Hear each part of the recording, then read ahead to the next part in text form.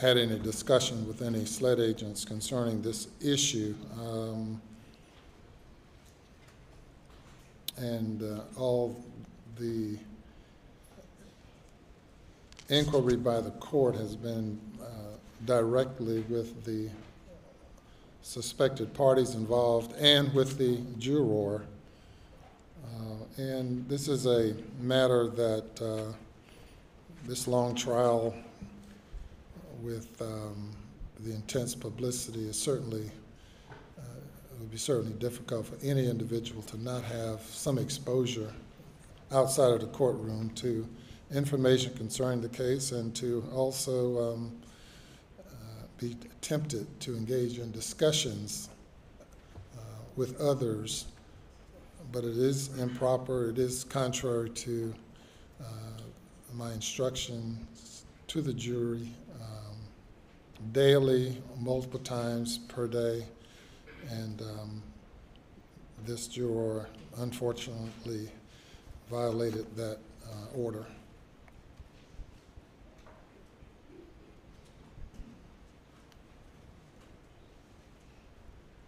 So if you will bring out juror number 785. Yes. And sir? He's gone.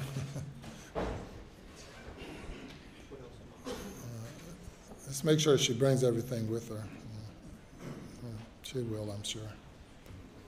Tony.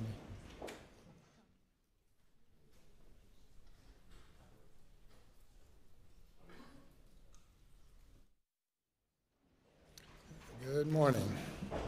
Yes, ma'am, up here. In your normal spot's fine. If you could just remain standing for me. Good morning. You doing okay today? All right. I have, as you know, we've had some discussions with you over the past couple of days concerning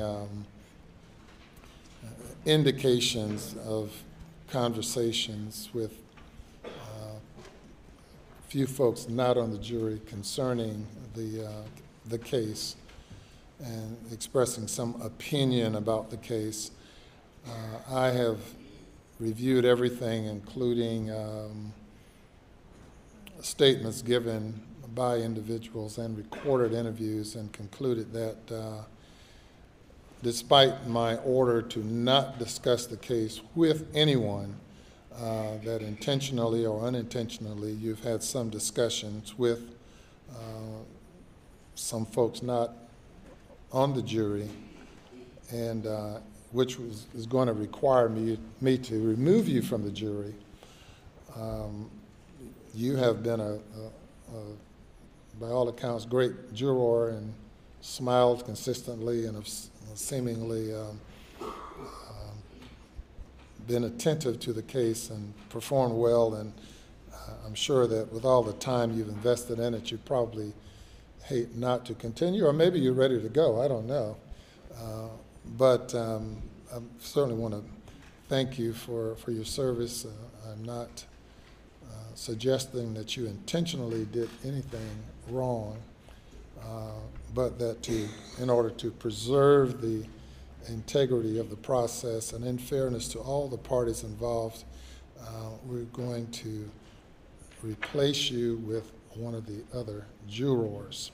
Have you brought everything that you have outside of, you left some stuff in there? What do you have in there? A dozen eggs. Say it again? A dozen eggs. A dozen eggs? Yeah, one of the other jurors brought in eggs for everybody from the farm. So okay. Eggs in my purse and nut water. All right, well, you're going to leave the eggs. You want to leave the eggs or take the eggs? You're going to take the eggs. So, Mr. Bailiff, can you retrieve from the jury room her dozen eggs, her purse, and what else? And a bottle of water. If you can get those things from the jury room.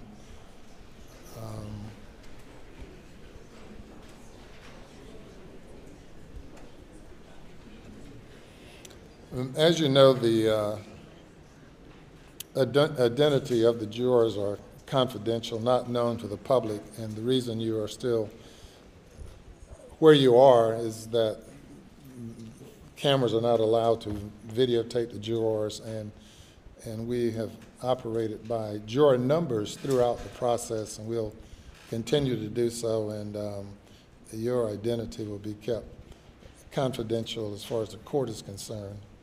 And we trust that in the event you decide you want to speak publicly about this case, that you wait until after the case is over.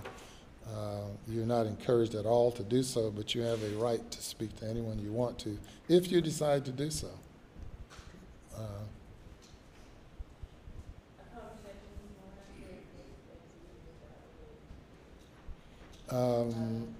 No, I have not spoken with her today, but no, this is not related to, I know that we also had some conversation was brought up concerning your ex-husband, but that's not a part of this consideration at all. This is totally independent of any other conversation that he might have had concerning you. That's not part of the order of the court. So they're going to get your things, and then once you're removed from the jury, you can't go back in the jury room. We'll have to tell them goodbye for you. Okay, all right. Well, thank you very much. Ed, you can go. Thank you.